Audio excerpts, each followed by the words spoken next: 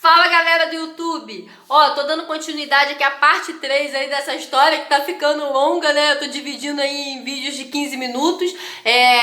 Quem tá acompanhando aí, né, começa aí já dando like, pode compartilhar, compartilhe esse vídeo para poder esse vídeo alcançar mais pessoas, né? E pode ser que essa história minha, né, essa situação que aconteceu comigo e como foi aí todo o meu processo de transformação possa curar muitas vidas, né? Possa ser, né, algo que seja importante para a vida de outras pessoas. Aí contando, né, vou dar continuidade aí à parte que lá no evento, lá no Método IP, lá no treinamento, o Pablo faz a pergunta relacionada a quem é Deus para você, e quando ele faz essa pergunta, a maioria das pessoas respondem de forma religiosa, né? Deus é amor, Deus é vida, blá blá blá, é o tudo, aquela coisa toda. E quando aí ele faz novamente essa pergunta mais efusiva, quem é Deus para você, né, de forma assim mais impactante, e as pessoas começam cada um a se desmontar, né, emocionalmente. Ah, Deus é ódio, Deus é rancor, Deus é ira. Começa a expressar a sua percepção de Deus. E na hora quando ele fez essa pergunta, eu me tremi, né, de cima a baixo, e para mim veio Deus é abandono. E eu, caramba, Deus é abandono, e eu tava, ó, lá atrás tentando entender a parada da rejeição. E o porquê que eu me sentia, né, com a necessidade de agradar, a necessidade de fazer tudo certo. Então quando ele mandou essa pergunta, né, veio no meu coração ali, aquilo dele caiu, né, é um momento assim de muito, é um peso de glória muito grande ali naquele local, quando ocorre, né, essa questão.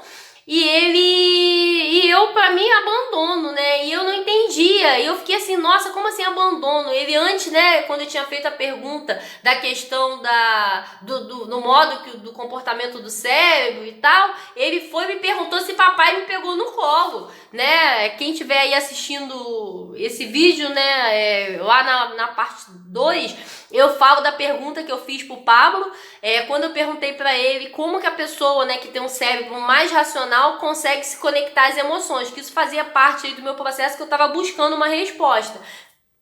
Aí ele pega simplesmente e me pergunta, filhinha, papai não te pegou no colo? Aí eu, alô, papai não me pegou no colo, né? Aí quem também tá vendo essa parte 3 aí do vídeo, volta lá na parte 1 que eu conto a história, né? De como que foi, né? Meu pai biológico, meu pai que me criou, enfim. Que aí vocês vão entender aí, eu não vou retomar essa parte aí não, que tá lá gravado lá no vídeo 1. Aí quando ele manda, aí na hora, né, falou pra mim, espera e vai pro desbloqueio. Aí na hora que ele fez essa pergunta, que o que arremeteu pra mim, Deus abandono, aí ele depois fez, né, todo esse processo, ele foi explicar o porquê, né, que acontece? A criança, ela não tem essa noção, né, de quem é Deus, de uma personalidade real para ela. Então, a forma que ela sente o pai e a mãe é a forma que ela vê Deus. Então, toda a experiência que a criança tem com os pais, essa experiência, ela remete à forma que ela se relaciona com Deus. Então, uma criança que ela é amada pelos pais, ela vai se sentir amada por Deus. Uma criança que, no meu caso, como eu fui abandonada, né, de ventre, meu pai, ele não me criou, só fui ter nome de pai, que foi o marido da minha mãe que se casou com ela, que me registrou, quando eu já tinha 4 anos. Então, já era intrínseco na minha carne, né? Eu estudei também alguma coisa relacionada à física quântica, que isso daí já fazia parte, né, do meu ser, a questão do abandono. Por isso, a minha personalidade de ser tão, assim, de querer agradar, de querer fazer tudo certo, porque era algo como que funcionava assim no meu cérebro.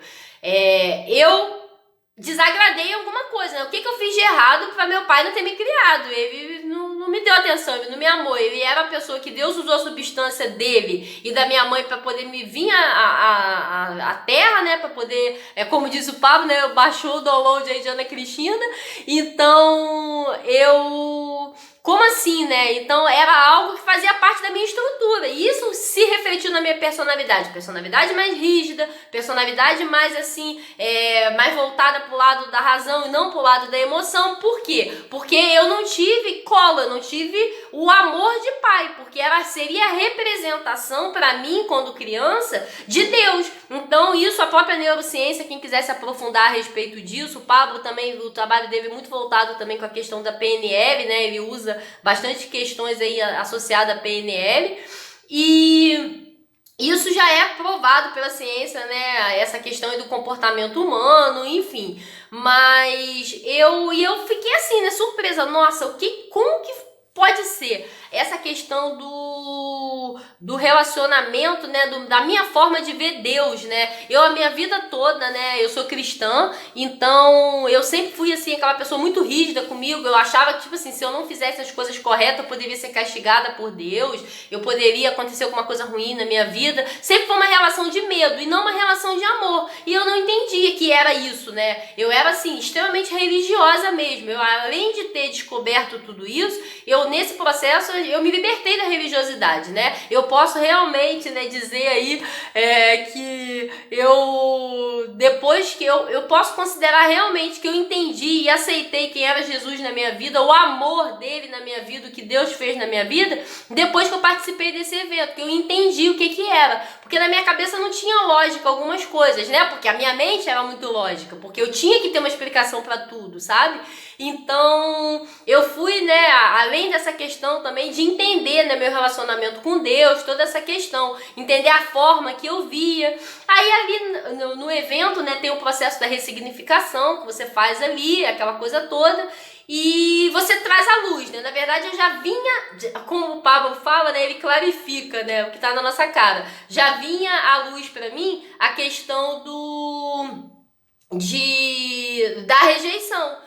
Só que eu não entendia que isso estava relacionado nem com a minha personalidade, nem com a minha forma a forma que eu enxergava Deus na minha vida, que eu me relacionava com Ele, né? A forma que eu me sentia. Porque, na verdade, eu me sentia como se eu precisasse agradar. E essa sempre foi a minha relação com as pessoas. Além de ter dificuldade com o lado emocional, de não me conectar, criar barreiras. Eu sempre fui assim, sabe? Uma pessoa que muito analítica e a ponto de, às vezes, não se envolver mesmo emocionalmente, não se importar com algumas coisas relacionadas, o que a maioria das pessoas normais fazem, né? Eu me achava até anormal, por isso até que eu me interessei em estudar sobre essa questão aí do enneagrama, toda essa questão aí da personalidade, porque eu olhava, nossa, tinha pontos da minha personalidade que eu achava legal, mas outros pontos que eu sabia que eram muito prejudiciais, e como eu estava buscando crescer, eu estava nesse conhecimento, né, eu estava muito atenta a enxergar essas coisas.